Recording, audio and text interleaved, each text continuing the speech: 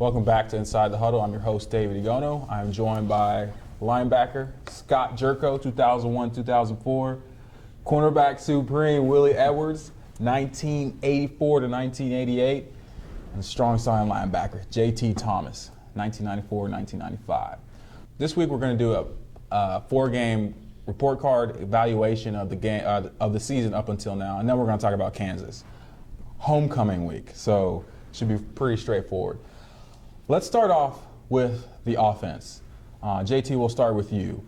The offense has done a lot of good things, a lot of good things, but there's some things that are inconsistent. I agree, and I would like to, first and foremost, let's focus on those good things. The first good thing is the fact that we've gone down in each game on that first drive and been very productive with running the ball. In fact, we've been very balanced. We've thought over the last couple of weeks. So that's the bonus, and that's the plus of our offense. And then we were able to see that we have a quarterback that's going to be very productive for us in the future. So those are all a positive thing. However, I think the biggest thing that's noticeable is the red zone. I think Willie mentioned that early on in the season that we're starting to become a team that is almost afraid of being in the red zone. We'd almost rather be away, have a farther distance to go than to be playing in the red zone. I think that goes into account that our rushing attack needs a lot of help. Russell Shell, he's averaging 4 yards a carry, but like Willie said, we don't have a 100-yard rusher this whole season. It seems like the first offensive series of the game, we're mixing up the offense a lot better than the rest of the game. We're mixing in runs and passes on a very up-tempo kind of style. And then later in the game, it seems like we become more one-dimensional when it comes to the pass. Well, again, red zone, and I mentioned it like I said before in the beginning of the year, because we had a problem with it last year, and it seems like it's carrying over into this year. And we're going to have to find a way to score points in the red zone. You can't keep getting inside the 20-yard line and not coming away, especially against good teams, and not score points. And it showed up in the Alabama game and Oklahoma. We got in the red zone a couple times, but I don't think it would have mattered at that point. But, going forward, we got to run the ball better. We have no 100-yard rushers. We've been doing it by committee, yes, but we've been known as a team that we've had guys who can carry the ball and be very effective with it and put pressure on the defense, and we haven't done that this year. Yeah, I don't think we have a dominant running back. And I don't say that like the guys haven't shown up. I mean, there's been times where I think Wendell Smallwood has surprised me the most. Like, I didn't know he had that in him. Well, I said in the beginning, he's probably our most versatile backfield player we have, because he's a guy that can line up in the slot and also catch the ball out of the backfield very well. And we don't have any other running back that can line up in the slot and run routes and do that. But then, the next play he can come back and line up in the backfield and get you 3 or 4 yards. So he's very versatile, and I knew he'd be a good player to do something like that. But it's tough when you get in that red zone and those lanes close. You can't throw the deep ball. And I think part of our problem is our quarterback is playing so well that he's throwing the ball so much, and it takes away from the run game. Mm-hmm. So, and even though JT said we were balanced, I think once we get inside the red zone, it just your playbook goes from here to here, because a lot of your plays that would go vertical down the field, they're taken out of the playbook. You got a Kevin White. I would think you get in the red zone, that's a done deal. I'm gonna throw the ball to number 11, because he's. I don't care who the cornerback is. You can be All-American. This guy's gonna go up and make plays, and he's shown he can do that, and he's done it these past 4 games. That it's hard to match up with that guy 1-1. So in the red zone, I'm thinking 1-1 Kevin White, but we haven't seen a whole lot of it. Maybe in this next stretch after the break, we'll start doing a lot more of that. Well, we are our own worst critics, and that's what we're trying to focus on. But our offense has been pretty well through this first 4 games. Yes. I mean, the report card on the offense, I would say, is an A minus probably, just because of the lack of rushing. But Clint Trickett, he's thrown for 1,600 yards. Mm-hmm. I mean, that's what, 3rd, 4th nationally. Mm-hmm. Kevin White's got 630 plus yards, 3 touchdowns. Mario Alford's even there. Mm-hmm. Stedman Bailey's numbers are almost identical to Kevin White, and Stedman Bailey's career season, I guess record-shattering season, I should say. He's one more reception and 2 less yards through 4 games, and that's against 2 of the top 5 teams in the country. So Kevin White has been outstanding. Well, what's quite interesting is the fact that everybody's touching the ball. All our receivers are touching the ball. Even our running backs in the latter part of the games are starting to get a feel for the ball. However, we certainly need more ball carriers, and we need to we getting the ball. We need to come up with a running game. I mean, we have to come up with a running game. And obviously, we see that we can pass the ball. Clint's become a premier quarterback in this league. However, for us to sustain this type of play in the Big 12, we're going to have to run the football. Yeah, I agree 100%. I think the cool thing is I mean, Clint is doing it. Yeah. Kevin White is doing it too, and Mario Alford is doing his best Batman Robin deal. The offensive playmakers are there. The offensive line, they're not going to get a lot of credit. They're doing a great job. I don't know if it's, I mean, you guys tell me, but the running game is something you put in spring and you're work through summer camp and you do it. Right. You can't really say middle of October, let's run the ball. Right. You can't really say that. So what I think of, because we keep talking about those first drives, it's almost like those first drives every single game are scripted. Mm-hmm. So it's almost like the defense is just completely caught off guard, and then after that it's feel. Whoever has a hot hand, whatever the coverage is, and I don't know if that needs to change or not, but I would like to see more of an emphasis on almost West Virginia. Let's punch them in the face. Right. Well, it goes back to what Owen Schmidt said. Running the ball is an attitude. And, when you're on defense, and take the Oklahoma game, for instance, when they keep running the ball and pounding at you, that's demoralizing to a defense, and that wears you down. So if we can do that, that would be great for offense, because you get used to an offensive lineman being in a pass set all the time. He's always retreating and pass blocking. And that puts you in an offensive, I'm backing away instead of, hitting a guy in the mouth every play, punching him and, wearing him down like Oklahoma did to us. And I think it's back to what Owen said, it's a mentality and it's an attitude that if you can run the ball against somebody, that, everybody can rally around that. Offense is putting up over 550 yards a game. I mean, it's hard to pick on things that when the offense is doing so well, but when you score in every single quarter through 4 games, I mean that says your offense is clicking early on. Right. For this point in the season, I mean, it's kind of clear. I think we're doing pretty well, but then we come back to what we haven't spoken about is that defense. We may be giving up just a little bit. In fact, we are giving up too many yards, too many scores on defense. And oftentimes you always hear Coach Dana Holgerson talk about the 3 sides of the ball. All right? And that seems to be where we have more trouble at on that 3rd side of the ball. Offense seems to be doing well. Defense seems to be coming along slowly. But special team becomes a problem for us, which that third part of the game becomes an issue. Well, Willie, let's jump into the defense. I mean, I'll start it off. I think the defense. I'm crazy. I think the defense is fine. I think they need to be on the field less. That's why I'm saying run the ball. Well, when you score quick like we do on big plays and things like that, that's less time for the defense to be off the field. So, we get a 3rd down stop, we get off the field, our offense scores in 3 or 4 plays, now we're back on the field, and you really didn't get the rest that you really needed. So when you run the ball and you're good at it, that gives your defense a chance to get a rest. But with that said, we have to be better against the run. You can't allow, Oklahoma, they gashed us. Well, we talked about it early on, those front 3, how important it's going to be for those front 3 to be the Chris Neals, right? And we're not, we haven't seen it yet. Not to say that we won't. I feel like these guys at some point will realize, listen, we got to put pressure on that quarterback and be prepared to fill gaps and take on blockers and be more productive as a defensive front. I mean, that seems to be an area where we just have not seen a breakthrough in terms of one particular player or even a group of players.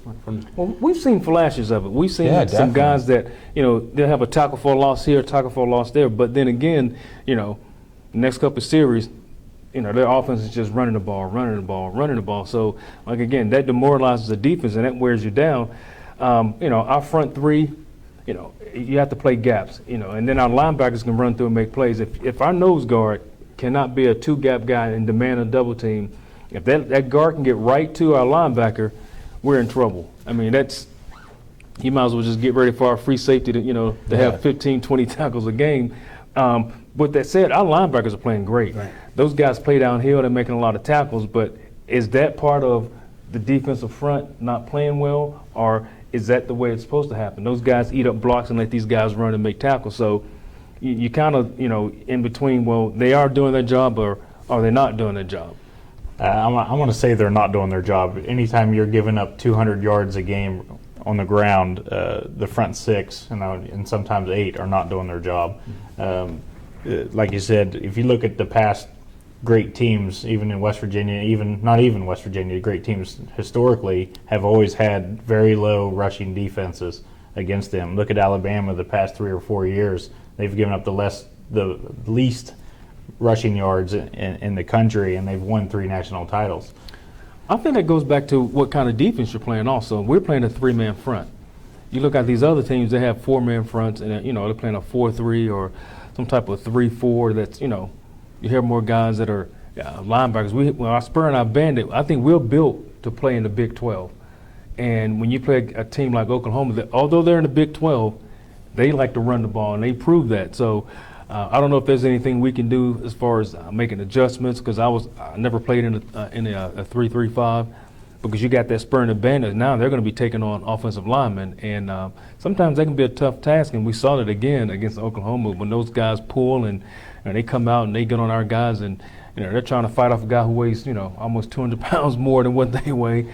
So it's a tough task. But then now I'm going to digress back to our secondary. Our secondary is playing well. Even though we have Daryl Worley out, those guys have been playing well.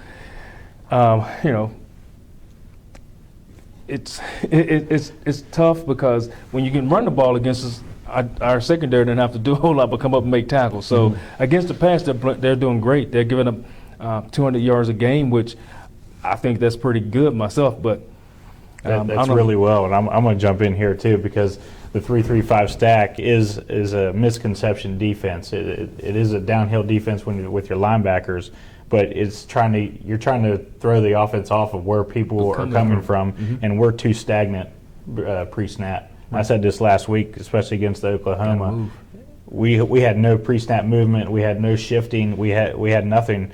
And when an offense can line up and say, "Yeah, I'm blocking him. I'm going to shed him and go on to the next level," it makes it easy. Right. Now let's keep in mind that we've played 2 of the top 10 teams in the country. Right, so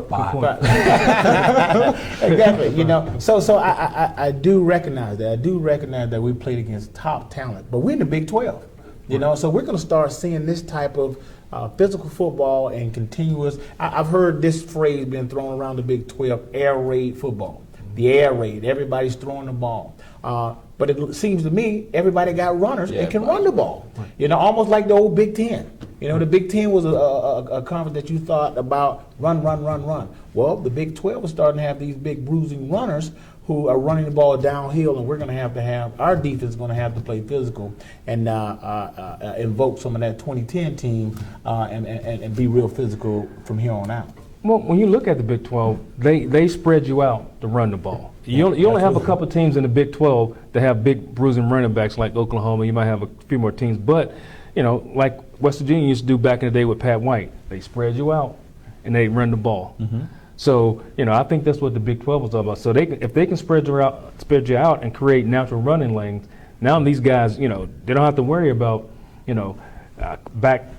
cutting back and things like that. They can just see open lanes and run. They get these guys in space and get the ball to them and let them make plays, like a la Tavon Austin. And a lot of that is down in distance. If you do well on first and second down, get them into the third and long situations where you make them one-dimensional, it's exponentially increasing to help your defense, knowing if it's going to be a pass or a run. Right.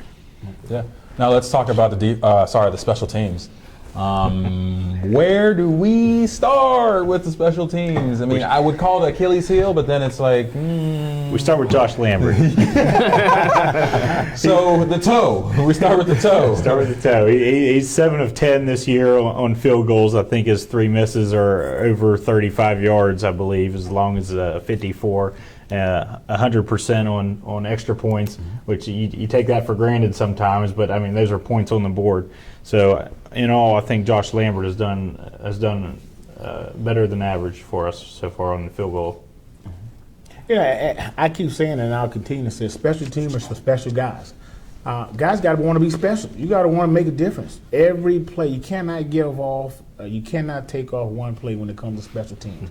You got to want to believe that you're a special guy and that there's a purpose for you being on that special team. And I think we'll get there. I think every week, we have these letdowns, but overall, I think 90% of the time, and I'd be comfortable with saying that 90% of the time we're doing the right things.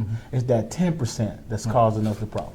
It's on like any play. If one guy doesn't handle his job, it can mess up the whole thing. So if you have guys running down on kickoff and one guy runs out of his lane, it creates a crease, and now you got a guy flying through there, and running down the field. So you have to have everybody on the same page, like you're saying, JT. 90% you can't have it. You got to have everybody doing what they're supposed to do. Now, for me on the special teams, I'm looking at our punt return. We fumbled the ball a couple times. You can't do that. We fumbled the ball in the red zone against Maryland. We were able to overcome that.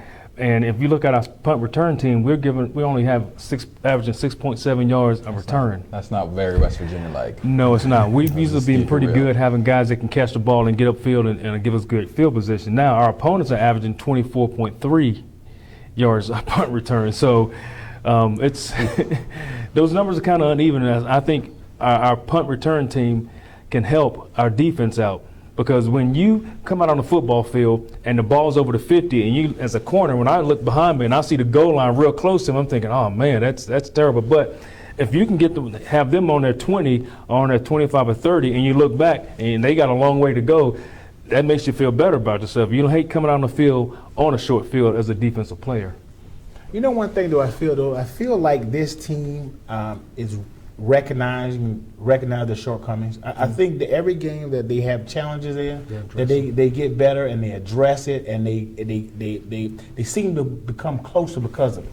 Because you don't hear anything loosely coming out of that locker room or outside in the community. The guys are handling these wins and losses as a team. You don't hear people complaining about being individualistic in terms of needing the ball. I think this team has the makings of a good team. We just got to continue plugging, especially in the Big 12. We got a lot of big games ahead of us.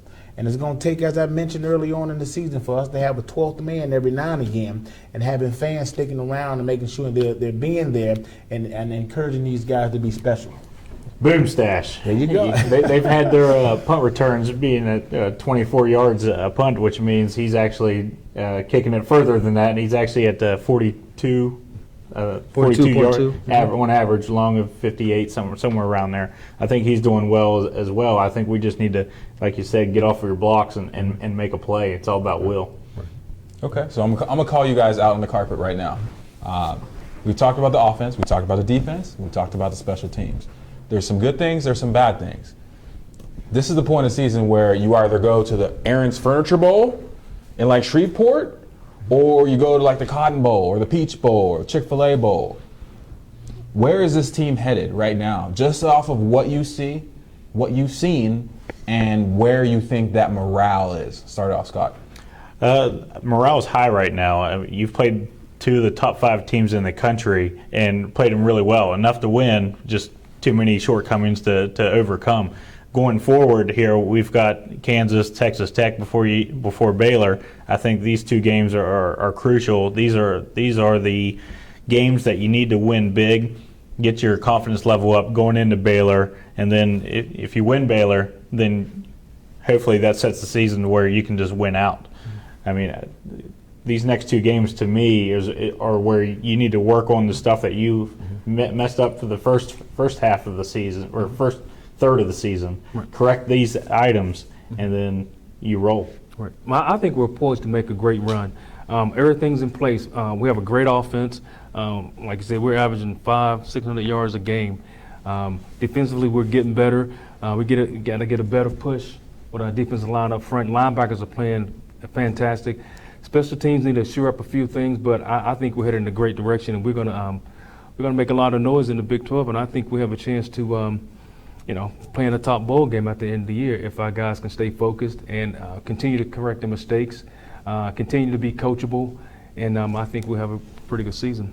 And I definitely echo that. I think early on, when we first started, we talked about some pivotal games, and I thought we saw them all play out the way we kind of thought they would. We talked about Alabama. We talked about it being respectable, and in fact, I'm comfortable to say that it was more than respectable. We talked about having to go into Maryland, and Maryland being a pivotal game, and for us having to win that game and redeem ourselves. We did that. We knew Oklahoma was going to be a tough game, a game that we had circled, and we came out early and we played very strong against Oklahoma. That tells me that we have a strong team. We have a team that will contend in the future. And West Virginians like to go bowling. So hopefully that will work out for us, and we'll have a team that will be successful, and we'll be somewhere warm in the winter. I agree with you guys. Somewhere warm. It better be, right? I agree with you guys, and I think at the end of the day, this team is on the rise. Couldn't say that the past 2 seasons, but this team is on the rise, and hopefully this upcoming 4 or 5 game stretch, you don't have to win every game. I'm not saying that like I'm trying to take a loss, but it's about the emotion and the morale and fixing those little things that are holding us back from competing with Oklahoma, Alabama. Right. We got to learn how to finish. You can't play. You got to play. Time, yeah. You got to play 2 halves. When you have we have a pretty young team at some positions, so you got to be able to finish. You can't play a first half and then come out the second half and not add to what you did in the first half. So if they can get that mentality that we played great in the first half, but that's not enough for us. We got to go out in the second half and play better than what we did in the first half. And if those guys can figure that out, they're going to be tough to handle in the Big 12. 2 things that Scott and David said: will and believing. Those are 2 things that will help with the finishing part. If those guys have the will and the belief that they can finish strong and finish some of these games off, we'll start seeing it happen here on Saturdays. That's why I think the Kansas and Texas Tech game are crucial. Winning's an attitude. Everyone does it differently, but the great teams seem to always put the foot down on the throat and in games how they should. We haven't seen that quite yet. I mean, besides Towson, but I don't really count that one. Maryland, we snuck by. These two games here, Kansas, Texas Tech, are really crucial in getting the morale. So let's talk about Kansas now. This past Sunday, Jayhawks fired Coach Charlie Weiss, 6-22 as a Jayhawk coach. I mean, some would say that they knew January 2014 that he wasn't going to last, but they waited until the end of September. It's homecoming week. I mean, is it 75-0, or is it one of those things where there's new blood, there's new fire coming out of Jayhawks this weekend? I think it's great for us. This is great timing for us.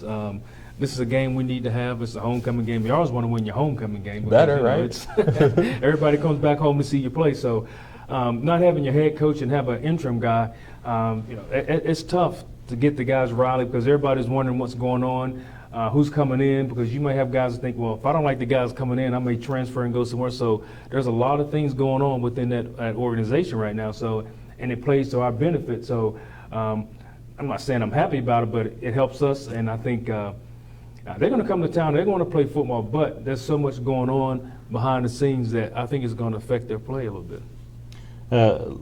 Last year's game against Kansas was the black eye. I think pre-game coaches need to show the film of that game last year and show them this is what can happen if you let down. We do not want a repeat of last season where they basically gave us a black eye and beat our hind ends, right? And I don't know if it was national television, but it put a sour taste in our mouth, and that can happen any day in college football. Let me share this story. There's a story about a hometown guy or a guy from the community who became an interim head coach who had some kids who didn't know exactly what they were going to do, and he took them in the Leave southeast, no doubt. in the Southeast and left no doubt. That's what we have to be very careful of. This guy, Clinton Bowden, is from Lawrence, Kansas. He's a hometown guy. These kids want to come out and play for him, right?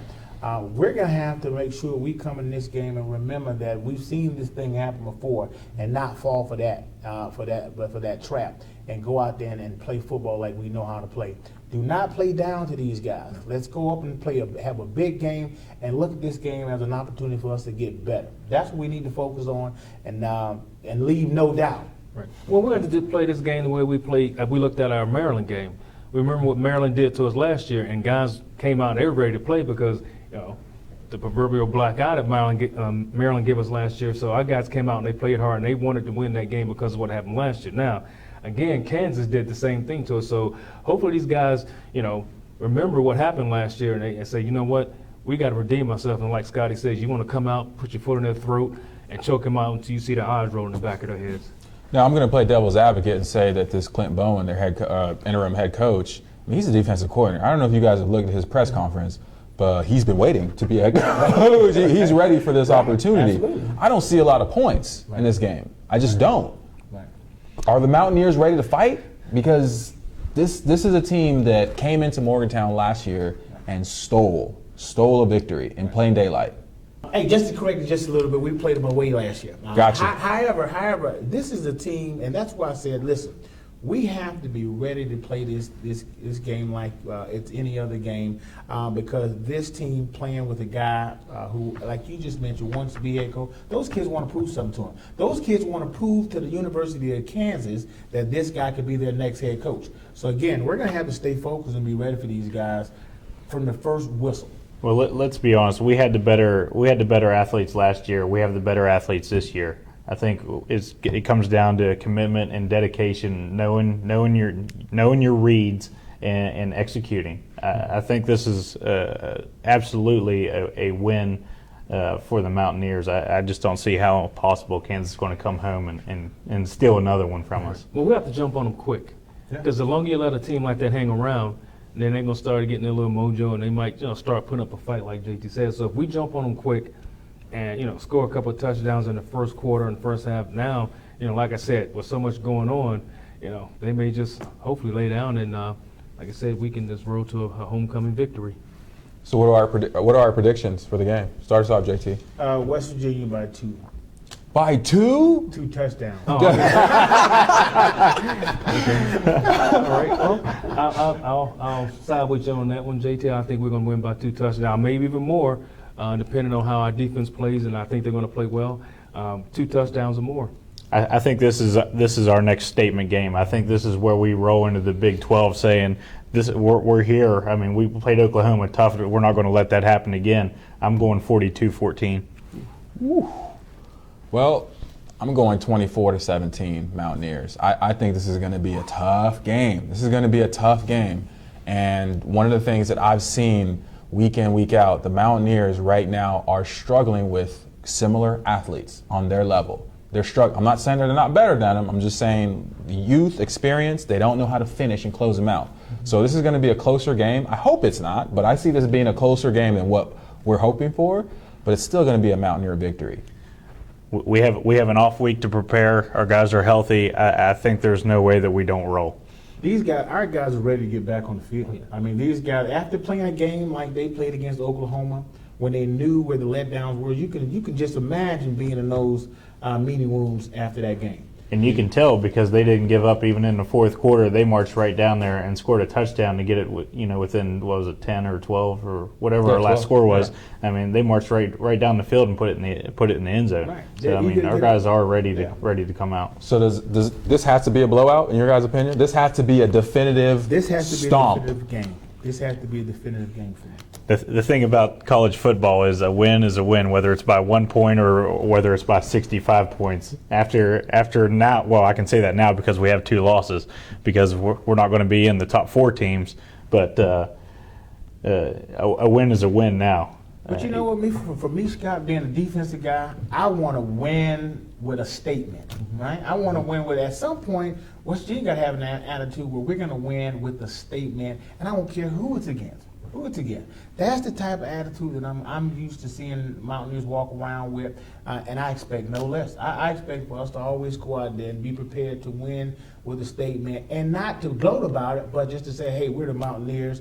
We're going to come play football. Right, and we've always played with a chip on our shoulders because, most times people look at West Virginia, they're a good football program, but they're not that next level program. So our kids are going to have to go out and play with with a chip on our shoulder, and like you said, JT, make a statement and let the rest of the Big 12 know we're a team that you're going to have to contend with, in the rest of the season because, we've got a great offense, we have a defense that run around and punch in the mouth, and and our special teams are continually getting better. So you guys got to get ready for us. Well, the stage is set for homecoming against Kansas. Check out thedpost.com for more updates.